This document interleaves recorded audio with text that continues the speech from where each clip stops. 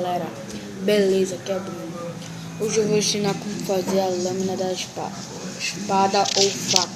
Então bora lá. Primeiro você vai ter que precisar de uma folha. Você vai ter que dobrar ao meio.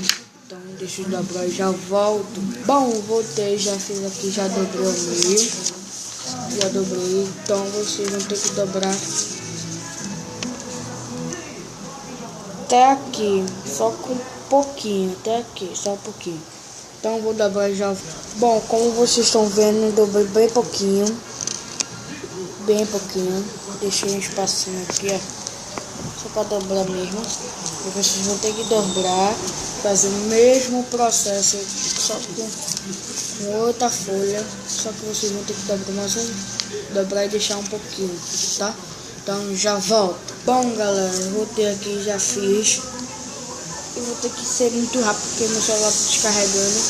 Aí vocês vão ter que dobrar assim, do jeito todo. Ou aqui, ou se não aqui. Ou aqui.